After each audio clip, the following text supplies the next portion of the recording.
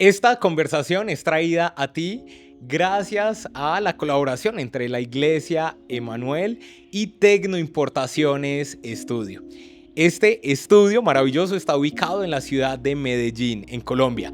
Si tú estás interesado en hacer tu propio podcast, en grabar tu contenido audiovisual para redes sociales, este es el lugar al que debes venir. Aquí encontrarás todos los equipos y un personal altamente capacitado que te van a permitir hacer todas tus ideas una realidad. En la descripción y en el primer comentario de este episodio vas a tener los datos de contacto para que puedas hablar con ellos y puedas hacer esos proyectos una realidad. Así que, muy bien, continuamos con el episodio.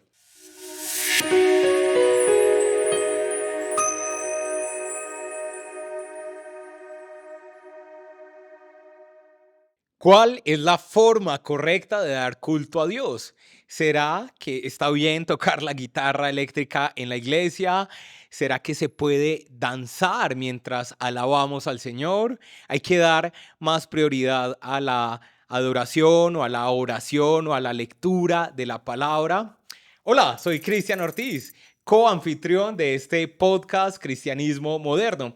Y hoy vamos a hablar acerca de un tema muy interesante. ¿Cuál es la forma correcta de dar culto a Dios? Y para acompañarme en esta conversación, tengo como siempre a mi amigo Dani. ¿Cómo estás? Hola Cristian, ¿cómo estás? Nuevamente aquí, muy contento de estar compartiendo contigo y con todas las personas que nos siguen.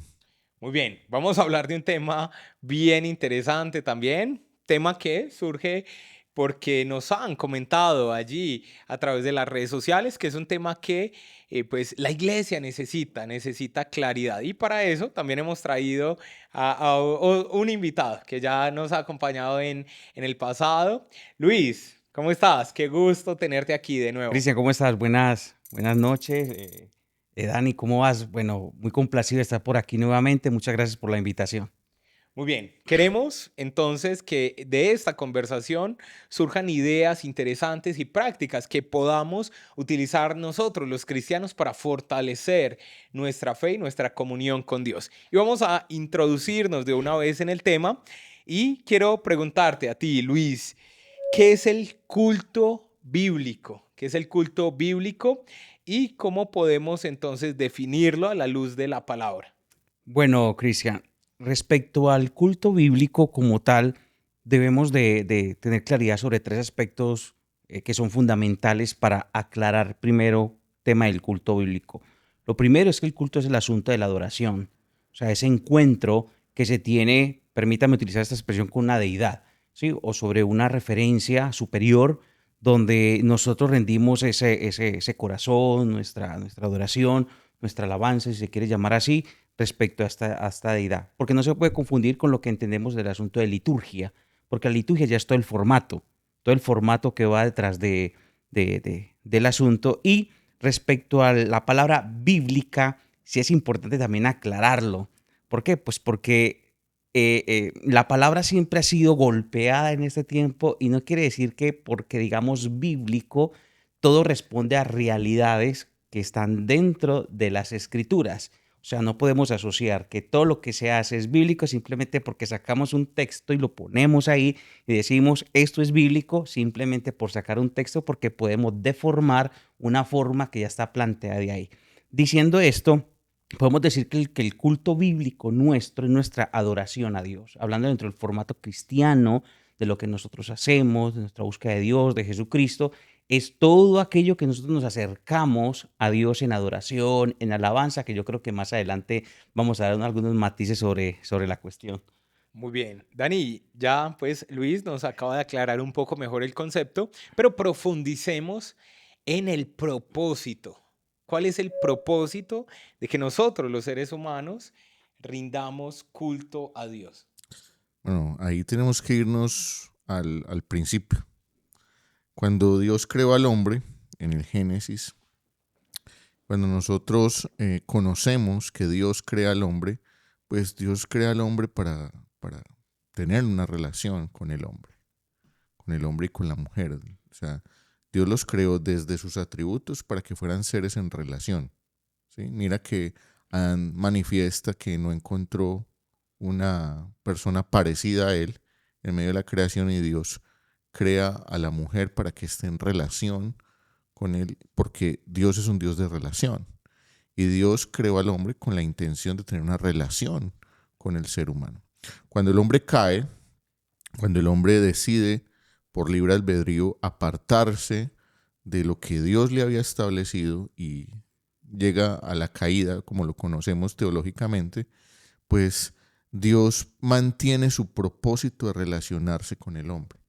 No es el hombre, y eso lo vamos a ahondar ahorita, no es el hombre el que tiene el propósito de encontrarse con Dios, sino que Dios tiene un propósito de encontrarse con el hombre.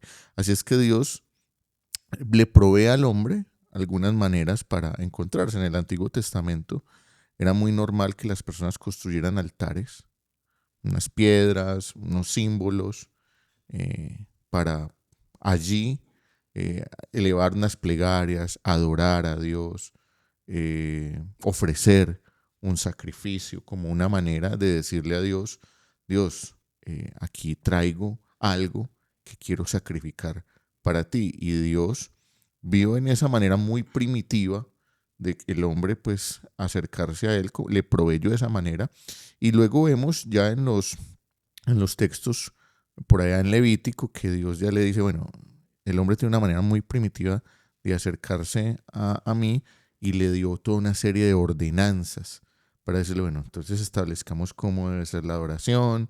Ya, progresivamente, Dios le fue dando unas maneras de encontrarse con él, ¿sí?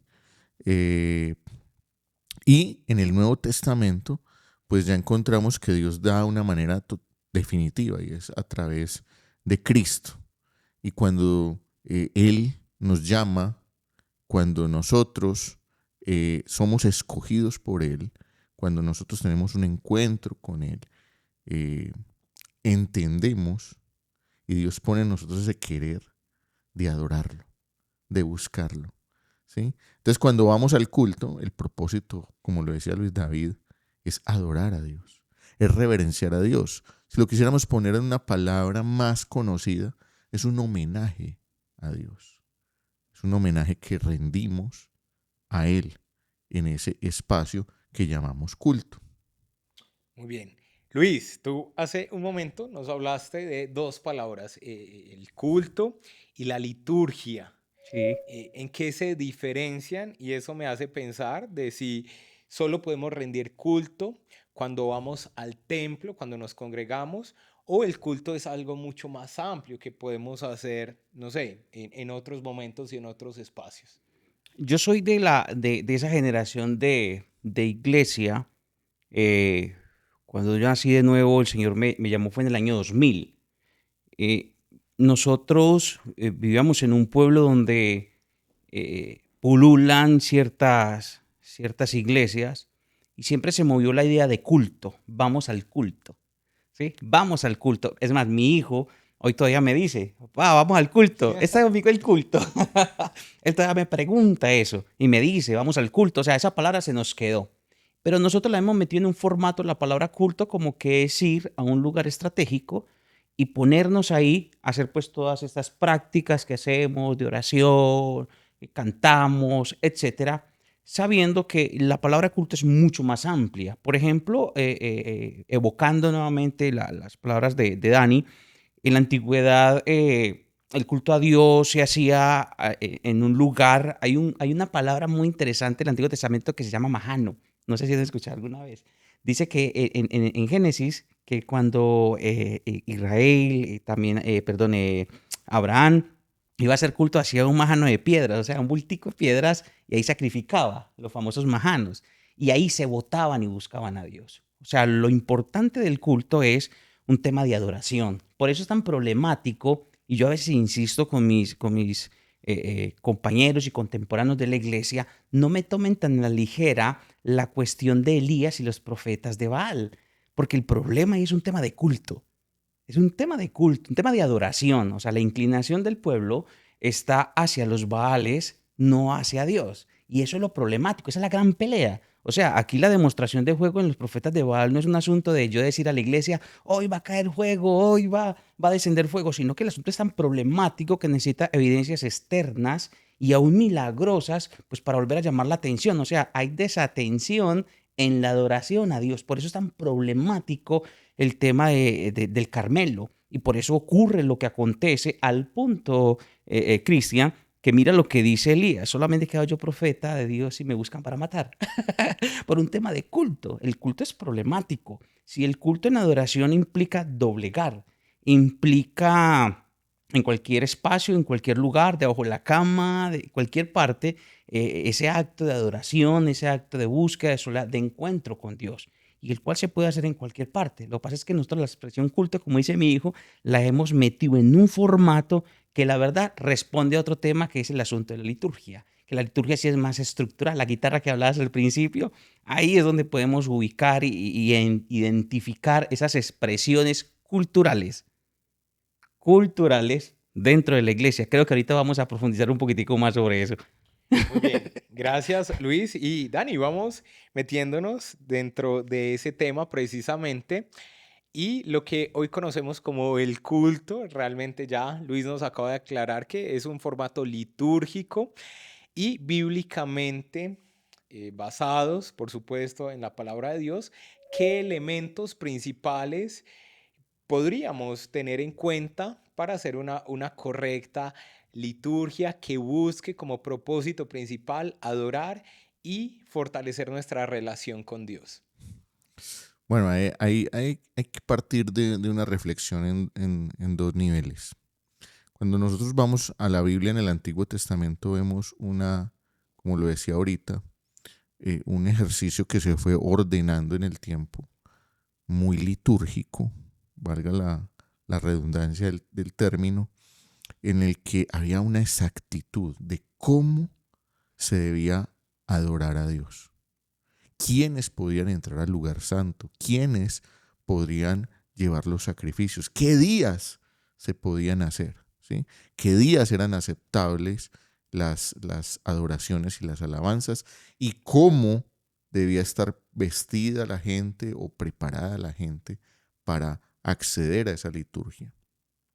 Vemos un orden, pero esto es sombra, y cuando digo sombra es porque Dios lo que estaba enseñando en el Antiguo Testamento era que era muy importante acercarse. Cuando el hombre se iba a acercar a Dios tenía que tener una preparación especial, ¿sí? Cuando Jesús muere en la cruz, el pasaje de Mateo nos narra que el velo se rasga en el templo. Y eso tiene una explicación muy simbólica, y es como ya no hay alguien especial que tenga que entrar a la presencia de Dios, porque ya tenemos al sumo sacerdote. En Hebreos nos explica muy bien que ese Jesús es nuestro sumo sacerdote, que ya no hay más mediadores en los hombres, ya no hay más sacrificios que hacer. Cristo es el sacrificio perfecto por el cual nosotros podemos acceder a la presencia del Padre. Y en ese sentido, pues empezamos a pasar de esa liturgia tan estructurada a ver qué era lo que estaban haciendo los apóstoles, los discípulos de Jesús. Y en el libro de Hechos, capítulo 2, del 42 en adelante más o menos, pues Lucas, el autor de Hechos, nos empieza a narrar como qué hacían ellos. Entonces decían que ellos se reunían a orar, a estudiar la palabra, que ellos se reunían a compartir el pan. No necesariamente en un templo. No necesariamente en un templo con unas especificaciones. No era eso. Y entonces empezamos a entender que ya el tema de esa sombra que nos explican viene a ser reemplazada por lo que es Cristo. Ahora, eso significa que el culto se flexibiliza. Cuando la mujer samaritana le pregunta a Jesús, ¿dónde debemos adorar?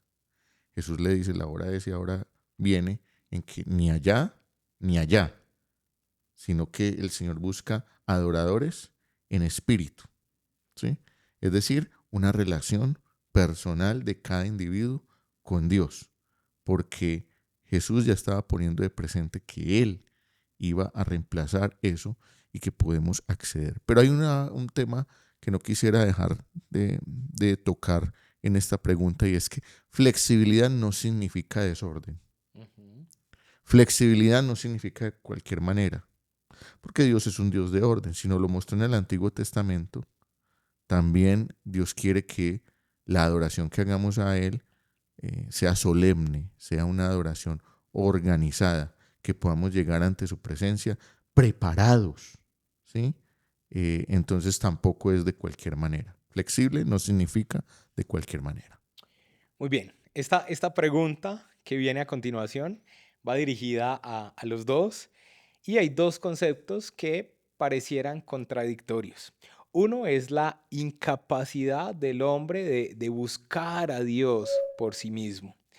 Y el otro es el acto voluntario de rendir culto a Dios, de esa necesidad que vimos también desde el inicio. ¿Cómo podemos conciliar, cómo se integran estos dos conceptos y hablando del culto bíblico? Ok, respecto al tema del culto bíblico cristiano y la imposibilidad del hombre y el tema de la libertad, etcétera, aquí hay que dejar claro de una vez el asunto. Es que el que no ha nacido de nuevo no rinde culto a Dios. O sea, ir al domingo no tiene implicaciones salvíficas, porque el que adora, el que hace culto en nuestro contexto cristiano es el creyente. Eh, Cito a Juan Calvino, en la institución cristiana dice, y él menciona que hay dos clases de creyentes, los que van al culto el domingo y los que adoran en soledad. Él habla de eso, la iglesia visible y la iglesia invisible. Él habla de eso. Entonces no significa, y su alusión se hace, es porque él cuando ahonda sobre el tema de eclesía y habla sobre el asunto de iglesia, él manifiesta esa incomodidad al creer la gente que ir a la iglesia, y me llama mucho la atención su citación, que él cree que ir a la iglesia es una demostración salvífica. No, cualquiera se puede movilizar y mover, empujado, inducido, como vos querás. Ujú. Pero a vos nadie te induce, si naciste de nuevo, a buscar de Dios en este lugar donde estamos. O sea, levantarse a la iglesia en un acto libre, ¿sí? E ir, pues cualquiera se puede levantar, entre comillas. Se puede levantar e ir a la iglesia, otra vez con mi hijo. Nadie sabe muchas veces que yo lo he llevado obligado, en el sentido de, vamos, vamos, vamos, vamos. Y no se lo lleva obligado, no, vamos a la iglesia, enseñándole las ideas cristianas. Pero ir a la iglesia no significa que yo voy a buscar de Dios, aunque yo participe de todo el culto y de toda la De esa liturgia. liturgia, de esa... Exacto, aunque Ajá. esté ahí. O sea, desde la libertad del ser humano y el libre albedrío doblegado al Señor, es realmente los que adoran. Me gusta mucho el encuentro de Jesús y la samaritana, porque nosotros hemos confundido que el tema de la adoración responde a sonidos musicales y no funciona así. Espíritu y en verdad tiene muchas connotaciones y especialmente una muy real. Espíritu con el entendimiento y en verdad conforme a la palabra del Señor. Entonces no es algo como decía el pastor sobre un asunto de desorden, o sea, tampoco podemos moldearnos a unas ideas seculares, normales. Mira que nuestra obediencia es nuestro culto racional. Sí, todo esto tiene sus implicaciones dentro de las ideas cristianas. Muy bien. Dani, ¿cómo podemos complementar esta idea? ¿Qué puedes aportar? Yo creo, como dice la escritura, que el hombre caído por sí mismo no es capaz de adorar a Dios. Sabe que existe un Dios, porque en Romanos capítulo 1 Dios nos dice, todos saben que existe un Dios, porque la naturaleza misma, la creación, da cuenta de que hay un Dios. Entonces el hombre sabe en su interior, si no nació en un hogar cristiano, si nació en un hogar donde la gente no, o en una cultura donde no se adora o no se busca a Dios, él sabe por lo que ve en su conciencia que hay algo más allá de lo material y de lo visible, ¿sí? Pero efectivamente el hombre no puede adorar a Dios si Dios no se ha revelado a él. Y cuando Dios se revela a él, es Dios mismo el que pone el querer como el hacer su voluntad. Entonces, cuando Dios nos llama, decía yo ahorita, no es que el hombre busque adorar a Dios, es que Dios busca relacionarse con el hombre. Cuando Dios busca relacionarse conmigo, Él pone en mí el querer como el hacer su voluntad. Y Él me llama con sus cuerdas de amor, llamémoslo así, y nos invita a que tengamos esa hambre y esa sed por adorarlo. Ahora, es una lucha en el ser humano de aquí a que se muera con su carne, ¿sí? Porque la carne no quiere. Porque por su naturaleza Claro. caída, eh, siempre va a querer luchar con ese llamado que Dios le ha hecho. Pero digamos que cuando tenemos ese encuentro con Jesús, sabemos que tenemos que adorarle, que tenemos que rendir culto. Y ya ahí es una lucha eh, tuya, ¿cierto? Entre qué alimentas más, tu espíritu o tu carne, ¿sí? Si tu carne te dice, no, quédate durmiendo el domingo y no vayas a adorar a Dios o no hagas el devocional diario, que estás muy cansado, pues tú dices, bueno, yo que prefiero alimentar más, si mi espíritu o mi carne, pero en definitiva, lo único que podemos, como podemos rendir culto a Dios es cuando nosotros tenemos la capacidad de arrepentirnos y de decir, yo soy pecador, yo tengo que matar esa carne todos los días para poder vivificar mi espíritu y ahí tengo que rendir culto a Dios permanentemente con mi vida. Muy bien, Dani, quiero referirme a algo que dijo Luis hace un momento. Y él dijo que hay personas que asisten muy religiosamente a la iglesia cada domingo. Van con su cuerpo, pero su mente, su corazón no está allí en esa adoración. Por el contrario, podemos hablar de personas que hacen su devocional todos los días, pero dicen, no necesito ir a una iglesia. Este devocional personal reemplaza el yo congregarme y poder también rendir culto junto con mis hermanos, rodeado de una comunidad. ¿Está bien, está mal hacerlo? ¿Qué nos podrías tú aclarar allí? No, es cierto lo que dijo Luis ahorita. No, nadie se va a salvar o sea, es decir, no hay un versículo en la Biblia que diga, ve y congrégate todos los domingos y serás salvo. No hay tal elemento. Y piensa en algún momento en que tú estás viviendo, no sé, en un país musulmán y tú estás solo y no conoces a ningún cristiano ni a ninguna iglesia cristiana. Y entonces, ¿qué le vamos a decir a ese misionero o a esa persona que está allí, que porque no se congrega, pues no puede adorar a Dios de ninguna manera? Lo importante es la adoración individual, pero sí creo que si nosotros tenemos la posibilidad de congregarnos, bíblicamente, sí el Señor nos invita a congregarnos. En su palabra dice, no dejéis de congregar, que no nos dejemos de congregar como algunos tienen por costumbre. Y en ese texto, el contexto de ese texto es para que nos estemos animando los unos a los otros. Es decir, cuando el concepto de Dios, mira, el concepto de Dios desde el Antiguo Testamento es un concepto de nación, es un concepto de pueblo, y en el Nuevo Testamento es un concepto de iglesia, es decir, un concepto de comunidad. Dios compara, o la Biblia compara a la iglesia con un cuerpo, donde tiene muchos miembros y cada miembro tiene una función. Y dice el mismo texto que un miembro fuera de ese cuerpo, pues se pudre, se muere, ¿cierto? No es funcional. O sea que si tú tienes la posibilidad. Si tú estás en Colombia, estás en Latinoamérica y tú dices, no, oye, yo no me voy a congregar porque yo con mi adoración, con mi relación individual con Dios, pues habría que entrar a revisar por qué esa persona no se quiere congregar.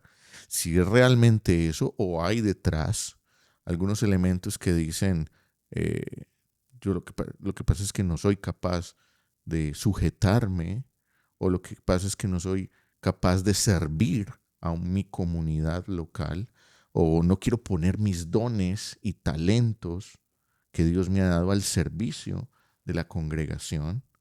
Entonces hay que revisar ese tema y si es verdad que esa persona hace el devocional diario, si es verdad que esa persona tiene una relación íntima con Dios, porque normalmente estas personas que empiezan a decir yo no me congrego en ningún lado, tengo una buena relación con Dios, cada vez uno los ve más apartados de lo que bíblicamente Dios ha establecido.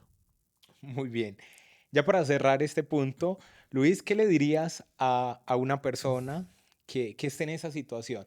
Que dice, no, es que no me siento bien en ninguna iglesia, pues como que voy, pero no me siento en comunión con estas personas, o no me siento bien en la forma en que tocan los instrumentos o cómo enseñan la palabra. ¿Algún consejo, algún par de estrategias que podríamos recomendarle a estas personas? Mira, Cristian, aquí hay una cuestión de que, o sea, suena muy romántico y muy cristiano la justificación que acabas de plantear. La cuestión es que normalmente, si vos te pones a profundizar en la persona o en las personas, y pues y ahí me disculpan pues por meter este asunto, pero normalmente ha sido porque ha tenido o modelos pastorales o liderazgos no muy beneficiosos, o están desencantados de administraciones, de cosas que vieron. ¿Por qué? Porque cuando vos miras, y yo soy uno que justificó esto, de que cuando, por ejemplo, Dios llamó a, a Pablo, dijo que inmediatamente le sirvió, o sea, le siguió. Cuando llama a la mujer samaritana, Jesús, igualmente. O sea, es una reacción inmediata al servicio a Dios y el buscar comunidad. Inmediatamente resulta esto. Entonces, cuando yo creo y entiendo de que, y empiezo a creer de que no hay necesidad de congregarme, es porque hay alguna parte en mi ser y mi interior que está dolido. O sea, algo pasó. Porque es imposible yo decir, no me quiero ir a ver con mis hermanos en la iglesia. A no ser pues de que haya una situación pues adversa de enfermedad o lo que sea. Ellos, es más, ellos anhelan y todavía se genera la costumbre de llevarles el pan, la Santa Cena a los hermanos enfermos y cuando lo ven a uno, pues si están en la cama quietos no saben ni cómo abrazarlo a uno y creerlo. O sea, yo creo que más bien el liderazgo debe trabajar en esas personas más que señalarlas de rebeldes, pues ahí me disculpan todas esas palabras, más de rebeldes, más de todas esas expresiones.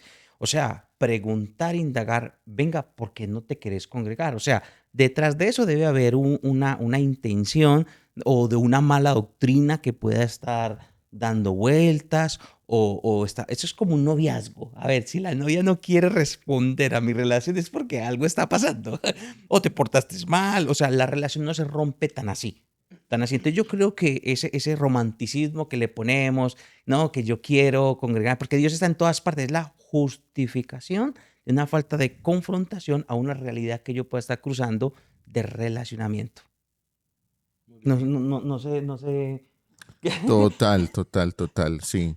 Porque lo bíblico es que Dios nos llama a que seamos parte de la comunidad. Y tiene que ser una excepción muy, como la que mencioné ahorita, extrema, para uno poder decir, bueno, no me voy a congregar, ¿sí? Y a veces pasa como cuando alguien está apartándose del evangelio, que dice, bueno, yo tengo una buena relación como para que no me digas, déjame invitar a la iglesia. Yo ya tengo cuadrada mi relación con Dios, pero en el fondo no está cuadrada la relación con Dios. hay algo ahí, Sí. ¿cierto? Que sería bueno, pues, pedirle al Señor que nos ayude a sanar, a descubrir y restaurar esa relación. Quiero interrumpir un momento el desarrollo de este episodio para darte un anuncio muy importante. Quiero agradecer a Tecnoimportaciones Estudios, nuestro aliado estratégico que nos ha permitido estas instalaciones para hacer que esta conversación suceda de esta forma tan fluida. Si tú tienes la idea de grabar un contenido audiovisual para un proyecto personal o empresarial, aquí vas a encontrar todas las herramientas y el personal que necesitas para hacer una realidad tus proyectos. Si necesitas más información, aquí en la descripción y en los comentarios vas a tener pues los datos de contacto para que te pongas en contacto con ellos y puedas pues hablar de lo que tienes en mente, y ellos de seguro te van a ayudar a hacerlo una realidad. Continuamos con el episodio.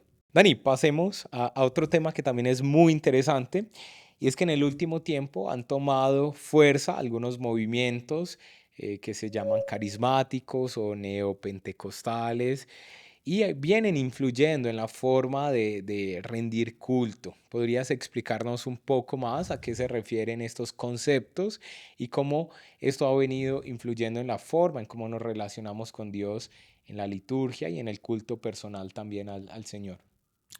Bueno, en el argot popular de la iglesia cristiana, digamos que se han diferenciado algunos modelos, llamémoslo así, de cristianismo, ¿cierto?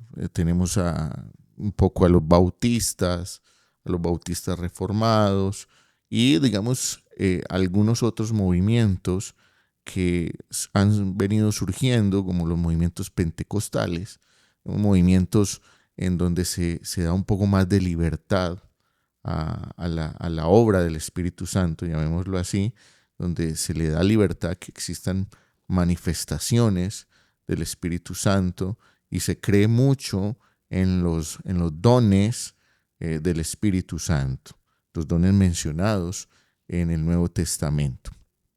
Pero hace unos años para acá, más o menos en los años 70 hacia acá, pues viene proliferándose un poco más digamos, eso llevado al extremo, ¿sí?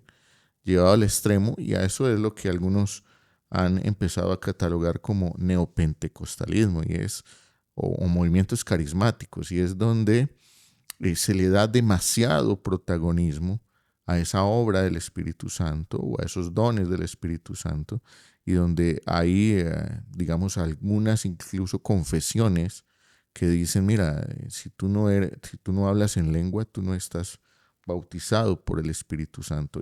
Ese tipo de cosas uno las puede clasificar más en ese neopentecostalismo que empieza a hablar de ese tipo de cosas. Pero por el otro lado, los movimientos carismáticos han ganado mucha fuerza en promover, llamémoslo así, comillas, la actualización de los formatos de culto o de la actualización de las liturgias. Entonces, vemos iglesias cada vez más adornadas como teatros o iglesias con juegos de luces, iglesias que montan, digamos, algunos elementos muy de espectáculo dentro de sus cultos, dentro de sus liturgias, y, digamos, ponen mucha fortaleza en estructurar una liturgia moderna, ¿sí? Muy contemporánea, que permita movilizar mucho a las personas de la actualidad y mover muchas fibras emocionales. Ahora, el problema de centrarse en ello es no tener un justo equilibrio entre lo que es bíblico y realmente lo que es sensacionalista o lo que podría ser más parecido a un show. Y ahorita decíamos que el culto es, digamos, el espacio en donde reservamos un momento para encontrarnos con Dios, para reverenciarlo, para adorarlo, y como lo explicaba Luis ahorita, con el ejemplo de su hijo, que nosotros vamos es a dar culto a Dios, pero muchas personas siguen utilizando en el lenguaje, voy para el culto. ¿Para dónde vas? Voy para el culto. ¿Cierto? No, no dice va para la iglesia, dice voy para el culto. O no voy para el templo, voy para el culto. Y eso, de alguna manera, en el lenguaje expresa mucho lo que a veces nosotros hacemos. ¿Y por qué digo esto? Porque a veces la gente va como, vamos a ir a ver allá cómo cantan hoy, cómo predican hoy, quién va a orar para que se hagan milagros hoy. Y son muy comunes, Dani, las expresiones como no me gustaron las canciones que se tocaron hoy, no me gustó la palabra, como si las canciones fueran para nosotros o algo así. Sí, hoy no, hoy el espíritu no se movió en el culto, estuvo frío el culto. ¿Sí?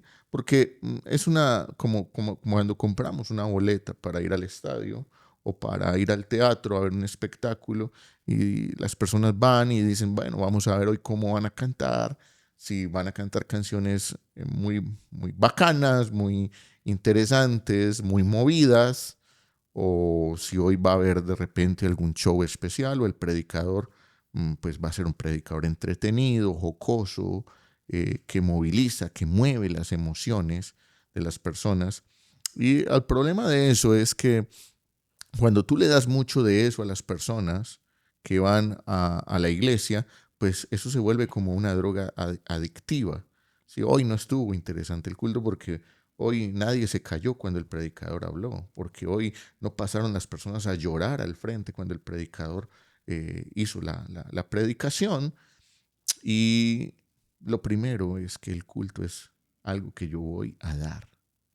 El principio de ir a sacrificar no se pierde, solamente que ahora no tenemos sacrificios físicos.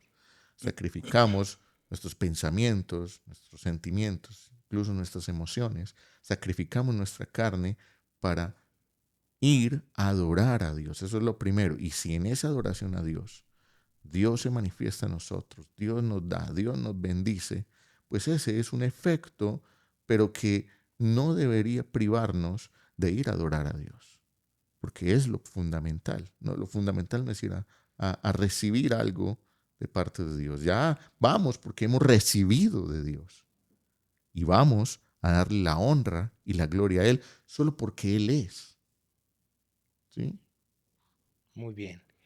Luis, quisiera que profundizáramos un poco en cuáles serían las consecuencias de yo basar mi culto a Dios y mi relación con Dios en las emociones, en llorar, en sentir determinadas sensaciones en mi cuerpo y si eso pues a largo plazo es sostenible pues en una vida de verdadera fe.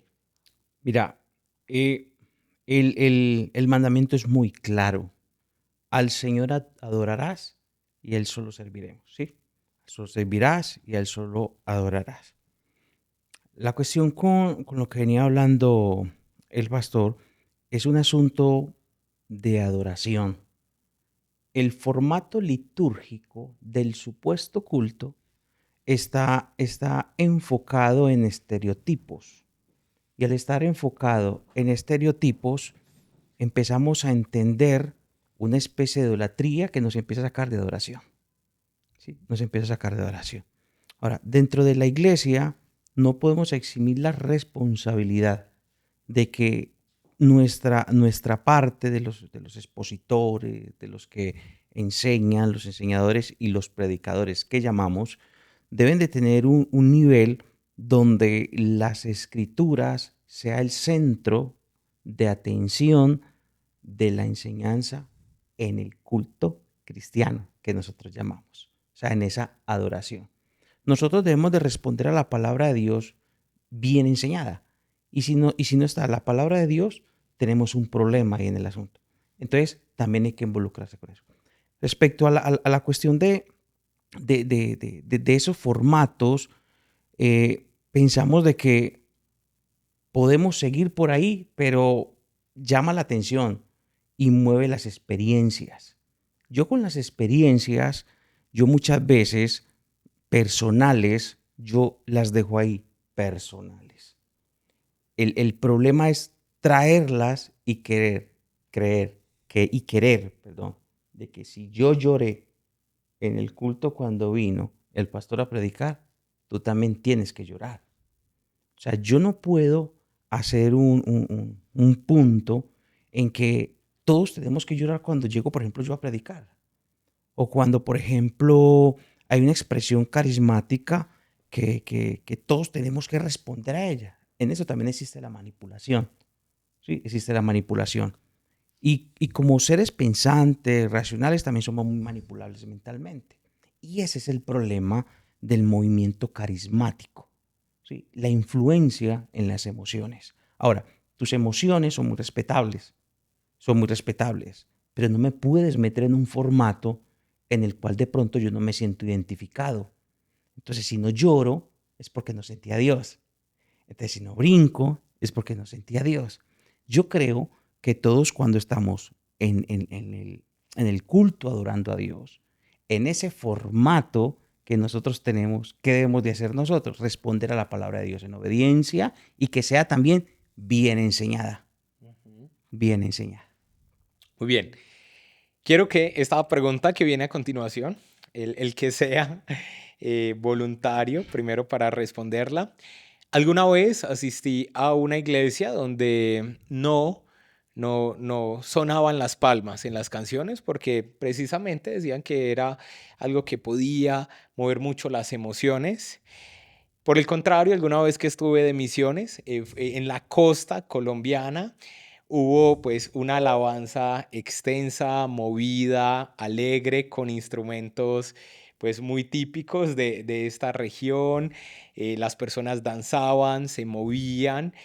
eh, ¿Está bien uno o lo otro? ¿Es algo mejor que otro adorar de cierta forma al Señor? ¿Qué piensan acerca de esto, Dani? Oh, hay que saber que Dios es un Dios que creó al hombre y lo hizo muy diferente en cada contexto. Y por eso existen las culturas. Y yo creo que Dios no es un Dios acultural. Dios entiende al hombre dentro de su contexto cultural y dentro de cada cultura podemos adorar a Dios. Seguramente un japonés adorará a Dios de una manera de repente más conservadora y un latino caribeño nuestro pues lo hará casi que danzando. Creo que ahí Dios se fija mucho en el corazón de la persona que toma la decisión de adorarlo de una u otra manera, su intención. Si su intención es una intención, mira lo que le dijo Jesús a los fariseos. Los fariseos amaban orar, llamémoslo así, en las esquinas para que los vieran, ¿sí? Y él les decía, es mejor el que entra a su cuarto y en su aposento, ora en lo secreto. Y Dios ve el corazón del que adora realmente de una manera genuina. Entonces, creo que Dios no es un Dios acultural, por el contrario, Dios entiende al hombre en su contexto cultural y en cada cultura pues hay cosas buenas y hay cosas malas, ¿sí? Eh, y en lo que Dios entiende en el contexto cultural al hombre, sabe cuando genuinamente de su cultura el hombre adora a Dios. Muy bien, Luis, continuando con esta misma línea, ¿qué elementos de la cultura podemos incluir también dentro de ese culto? Y si hay algún otro que sería mejor como dejar de lado, Ujú. ¿sí? Sí, es una pregunta que se adecua mucho, pues, que depende mucho de cada contexto, pero estamos aquí en Colombia, estamos hablando a un público latino, sabemos cómo somos, cómo nos comportamos. De contentos. Dejemos aquí sobre la mesa algunos aspectos positivos que sabemos que no van en contravía del propósito de Dios para la adoración. Cuando tocamos esos temas, yo simplemente digo, la cultura cultura no está por encima de las escrituras. Y ahí es donde yo me planto, ¿sí? O sea, por muy contentosos que seamos, lo que sea, yo creo que hay espacios, ¿sí? Los espacios. A ver, el asunto del orden. Mira, por ejemplo, en Corinto, la exhortación tan fuerte que se hizo, pues por el tema de la Santa Cena. Hoy hablamos de Santa Cena de un pancito y una cosita chiquitica, no, eran banquetes. Y el desorden que se armó, no es que aquí estamos acostumbrados a comer así cada 8 días, no, pues que este es el lugar de reunión. O sea, esta es la Santa Cena, pues como para evocar una acción. Pero el tema del ritmo, de la cultura, tiene raíces aún reformadas de la Reforma. Mire, cuando usted se pone a escudriñar a Lutero, Lutero era el descontrolado en la música, en el buen sentido de la palabra, le gustaba el ritmo. Tú lo lees a Lutero y él era el músico del asunto. Calvino no. Zwinglio, Ulrico Zwinglio tampoco, que era otro reformador, era la contraparte académica de Lutero.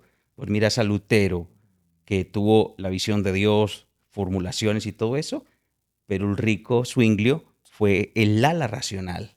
Y cuando se encuentran sus tesis, pues que se habla más de Lutero, pero cuando encuentran sus tesis, ellos dan el clavo donde es. Y el asunto de la música y el ritmo y tema cultural fue metido. Entonces, estos son decisiones, mis hermanos. Es una cuestión de la cultura no estar por encima de las escrituras. Entonces, mira esto. Entonces nos metieron en la iglesia en los años 80, 90 el tema de la batería. Qué escándalo se armó por el tema de la batería. Entonces después nos empezaron a meter el bajo y después nos empezaron a meter la guitarra. Yo no discrepo de la intención bonita que se entiende de que vemos con tambores, con cimbas. No, no tenemos tambores, no, lo que tenemos es guitarras. Y me dijo la otra vez un hermano, no, es que tenemos son guitarras, tronemos las guitarras. Yo, no hay lío. ¿Cuál es el asunto? El tema del orden. Recuerda, adoración en espíritu y en verdad, o sea, con entendimiento, que lo hagamos bien. No estamos en contra de la música, pues ¿cómo se le ocurre? Hay ritmos, se hace bien y sería bueno algún día discutir sobre el asunto, más a profundidad. Y cuando nosotros llegamos y lo miramos, uno dice, venga, espere, pero es que yo me voy para un culto y yo es por la música. Ahí es donde está el problema. O sea, los músicos, ¿dónde deben de centrarse? En la palabra.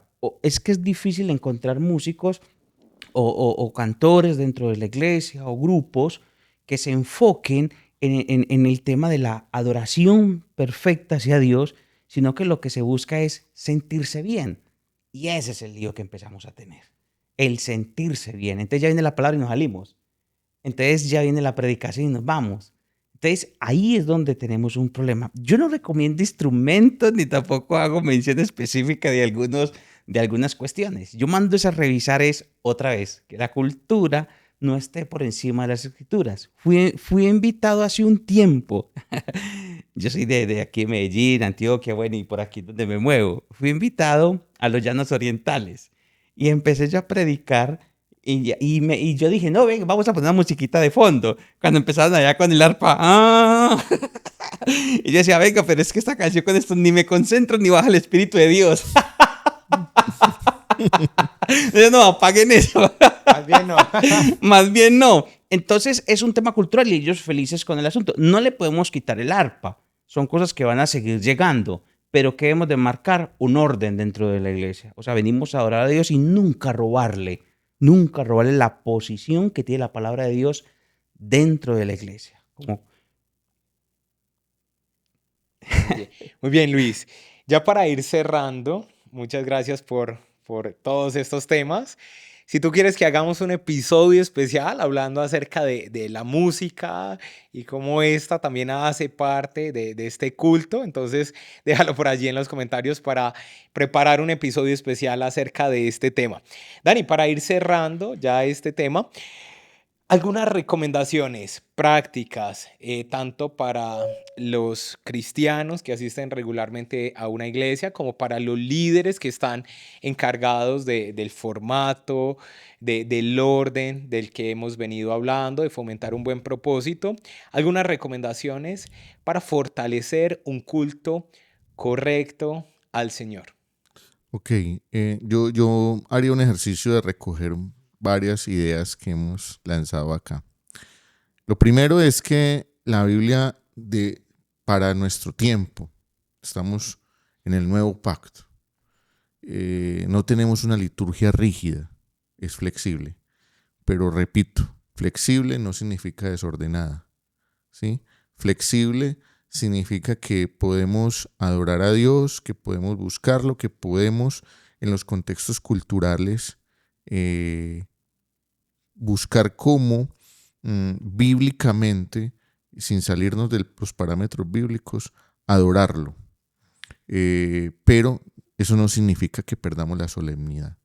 Y la solemnidad se pierde incluso cuando nosotros decimos como latinos, como colombianos, podemos llegar tarde al culto 15 minutos o a la liturgia, llamémoslo así.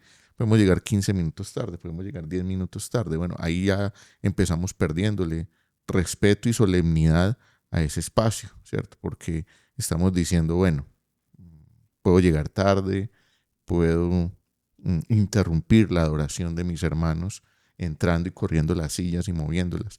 Ahí ya se empieza a perder un poco ese espacio que uno dice es un espacio diseñado específicamente para adorar a Dios. Entonces es muy importante que flexible no significa sin orden, sino que flexible significa que lo podemos hacer sin digamos, una liturgia ya preestablecida, pero sí manteniendo los principios de orden que la palabra del Señor dice que hagamos todo decentemente y con orden. Entonces eso es muy importante. Lo segundo es que nosotros vamos a rendir culto, ¿sí? Y cuando uno dice voy a rendir culto, entonces yo voy preparado para dar de mí, ¿sí? No podemos pensar en que yo voy a la iglesia única y exclusivamente a recibir o como un espectador. Si yo voy simplemente como un espectador, pues no se está cumpliendo el primer propósito y el más esencial, y es que yo vaya a adorar a Dios, ¿sí? Y lo tercero es que nosotros, ese culto congregacional y esa adoración congregacional es resultado de mi adoración individual. Entonces, muchas personas dicen, no pasó nada en el culto, no sentí el Espíritu de Dios, no adoré porque me entretuve viendo personas pasar, hermanos estilo ventilador, moviendo la cabeza de un lado para otro. Pues eso marca el resultado de cómo está tu relación con Dios. Si tú tienes una relación diaria con Dios, si tú tienes una relación permanente con Dios, pues ese espacio lo vas a anhelar como un espacio de colofón, de cierre, llamémoslo así, de la semana, dándole un homenaje colectivo con todos tus hermanos al Señor, ¿sí?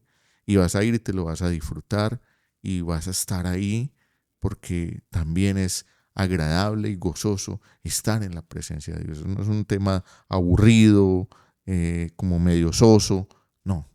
Cuando tú vas, te preparas para ir a adorar a Dios, estás ahí adorándolo. Y por eso también es importante la recomendación para quienes están al otro lado organizando el culto o la liturgia o la ceremonia de culto. Y es que no se les olvide que no es una presentación escolar, ni una presentación universitaria, ni es digamos, una plataforma para hacer una actividad.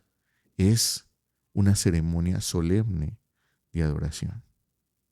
Y a veces le mezclamos cosas al culto, a hablar de cosas que no van en la orilla ni de edificación, ni de exhortación, ni de alabanza al Señor, ¿sí?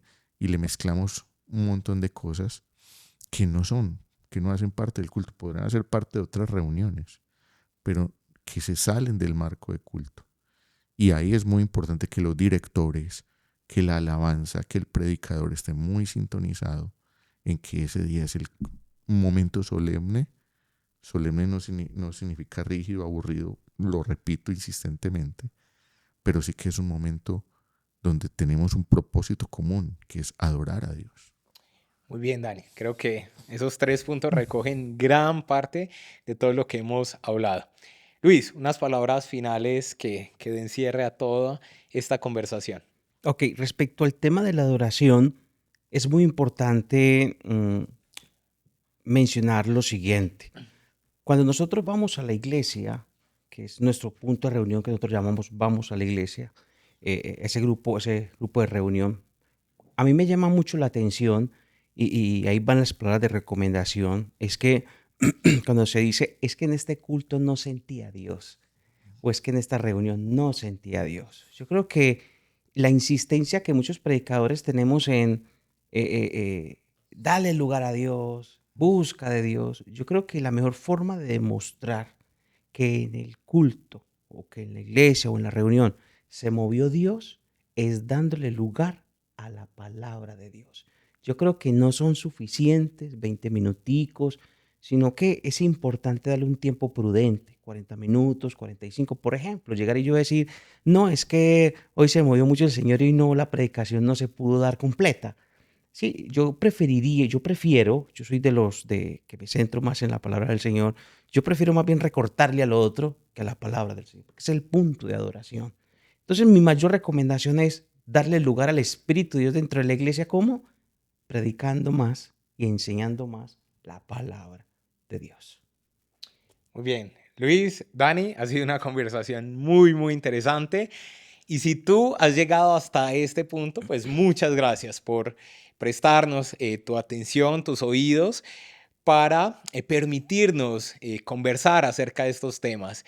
Déjanos por allí en los comentarios qué te llevas, qué te impactó, qué te hizo reflexionar, qué otros temas te gustaría que tocáramos en estas conversaciones de cristianismo moderno, y de seguro nos pondremos de una a trabajar en ello. También te voy a dejar por aquí en la pantalla otro episodio especial donde hablamos de prácticas espirituales esotéricas que se salen de la palabra de Dios. Así que nos vemos en otro episodio.